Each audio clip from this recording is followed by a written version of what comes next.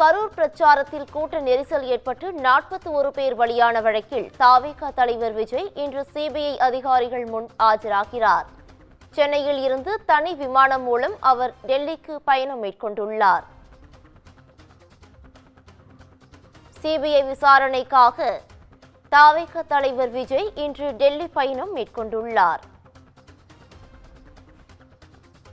இதுகுறித்தான கூடுதல் விவரங்களை வழங்குவதற்காக எமது சிறப்பு செய்தியாளர் காயத்ரி இணைப்பில் இணைகிறார். காயத்ரி, வணக்கம். இதுகுறித்தான முழு தகவல்களை பதிவு பண்ணலாம். வணக்கம் பவித்ரா. கரூர் கூட்ட நெரிசல் சம்பவம் தொடர்பாக டெல்லி சிபிஐ விசாரணைக்கு விஜய் இன்று ஆஜராகிறார். தற்பொழுது நீலாங்கரையில் உள்ள அவரது இல்லத்திலிருந்து சென்னை விமான நிலையத்திற்கு அவர் புறப்பட்டு சென்றிருக்கிறார்.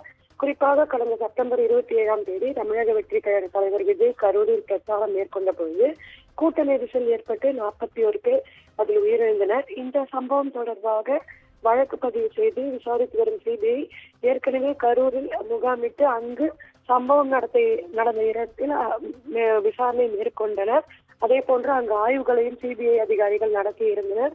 தொடர்ந்து கரூரில் தவிக நிர்வாகிகள் மற்றும் மாவட்ட கண்காணிப்பாளர்கள் உள்ளிட்டோரிடம் சிபிஐ அதிகாரிகள் விசாரணை மேற்கொண்டனர்.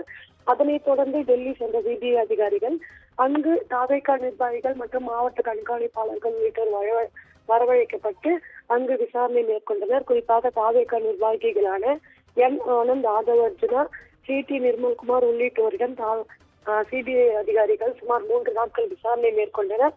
அதே போன்று கரூர் மாவட்ட எஸ்பி, அதே போல் மாவட்ட ஆட்சியர் உள்ளிட்டோரிடமும் சிபிஐ அதிகாரிகள் தொடர்ந்து விசாரணை மேற்கொண்டிருந்தனர். இந்த நிலையில் கரூர் கூட்ட நெரிசல் சம்பவம் தொடர்பாக கடந்த 6ஆம் தேதி தவிக தலைவர் விஜய்க்கு சம்மனானது அனுப்பப்பட்டிருந்தது. அதனைத் தொடர்ந்து 12ஆம் தேதி, அதாவது இன்றைய தினம் அவர் ஆஜராக வேண்டும் என்று அந்த சம்மனில் குறிப்பிடப்பட்டிருந்தது. அதன் அடிப்படையில் தற்போது சென்னை நீலாங்கரையில் உள்ள தவிக தலைவர் விஜய் இல்லத்திலிருந்து அவர் புறப்பட்டு சென்னை விமான நிலையம் சென்றடைந்திருக்கிறார். இதனைத் தொடர்ந்து இன்று காலை 11 மணி அளவில் டெல்லி சிபிஐ அலுவலகத்தில் விஜய் ஆஜராகி தன்னுடைய தரப்பு விளக்கத்தை அவர் அளிப்பார் என்று தெரிவிக்கப்பட்டிருக்கிறது.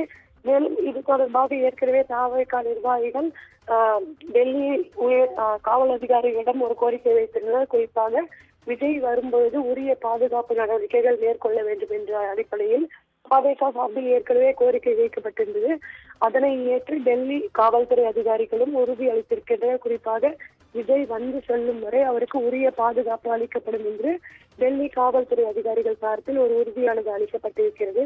அது மட்டுமின்றி இன்றும் நாளையும் விஜயிடம் விசாரணை மேற்கொள்ள உள்ளதாகவும் தகவல்கள் தெரிவிக்கின்றன. குறிப்பாக சிபிஐ அதிகாரிகள் இன்றைய தினமும் அதே போன்று நாளைய தினமும் தவிக தலைவர் விஜயிடம் விசாரணை மேற்கொள்ள உள்ளதாக தகவல்கள் தெரிவிக்கின்றன. அதை தொடர்ந்து நாளை மாலை அவர் டெல்லியிலிருந்து புறப்பட்டு சென்னை வருவார் என்றும் தெரிவிக்கப்பட்டிருக்கிறது. பவித்ரா,